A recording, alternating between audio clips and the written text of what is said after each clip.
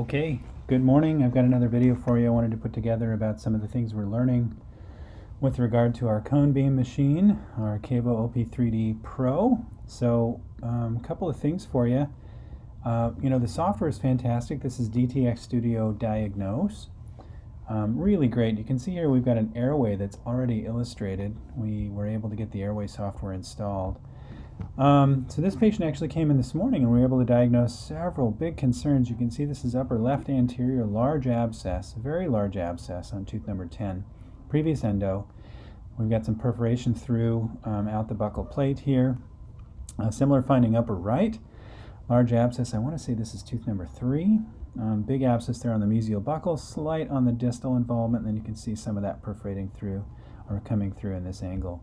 There is a connection, which you don't see really well here. These are just the screenshots, by the way, in the recent images folder, so I can get to these in the 3D patient and the 3D inspection if I want to. But then also, same patient, double abscesses here, and this one's connected to the mesial buccal root of 30 and 31. So a whole lot of problems going on for this young lady. And she was totally asymptomatic. This one we've been watching. Ran it through a course of antibiotics. It's about 6 months ago. It's worsened, especially coming down this distal surface, so we definitely want to recommend treatment as soon as possible. Otherwise, this guy could get to the point where it's not fixable. So let me go over here to the actual images. Let's just look at this front abscess just a little bit. And sorry, the MacBook I'm using doesn't have the best graphics card. So we're going to go in here. I'm going to zoom in and kind of focus in on that upper anterior area. You can see the airway is still illustrated there.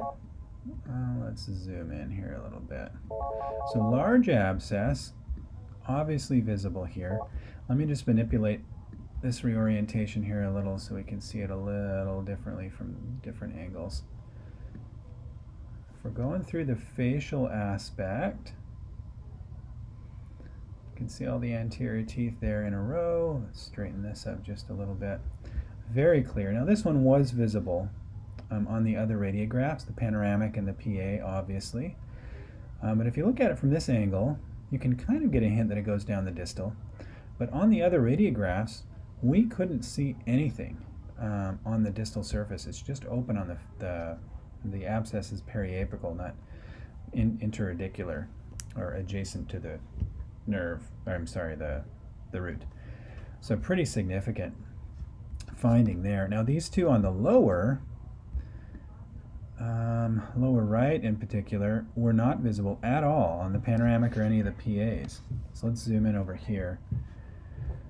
And then let me rotate this just a smidge so that it lines up with our field of view that we want to take a look at.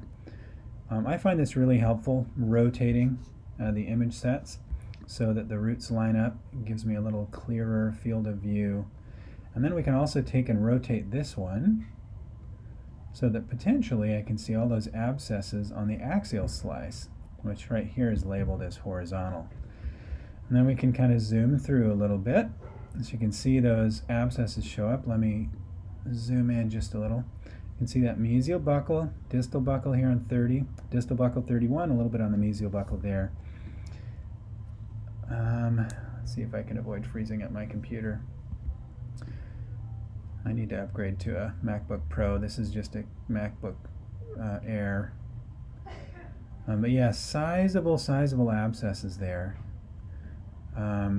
Really interesting because these two on the right side in particular were not visible on any x-rays. So this software, this modality, the 3D modality, is amazing. I was talking to Joe Feldstein this morning, and it's mind-blowing how much more we can see now. Let me just open up the Airway and see if I can get it to cooperate. This really taxes, this 3D really taxes this computer, and so it doesn't like to cooperate so much.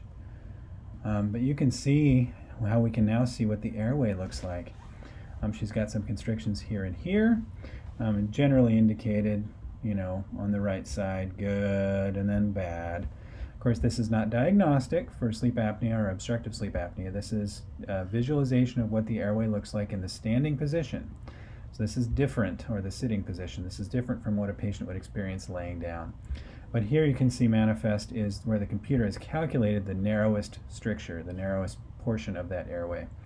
So this is a great opportunity to have a conversation with a patient about, sleep apnea, snoring, if they use CPAP, if they've ever been diagnosed with sleep apnea. It's a great conversation starter and potentially can be useful in educating them about, next steps and considering a referral to a sleep physician, et cetera, et cetera. So that's what I've got for you this morning. I, again, am just blown away at how much we can see now with the 3D imaging, and sitting in front of a patient and actually pulling up the images and saying, do you see this abscess right here on your upper right?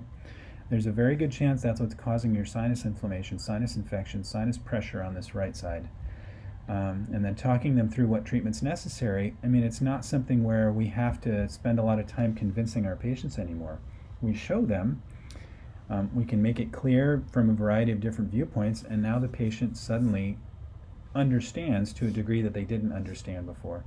So again, I'm blown away. It's amazing, the power, not only diagnostic power for us as clinicians, but the ability for us to educate our patients. So really looking forward to seeing how we can affect positive change in our patients' health going forward. Thank you.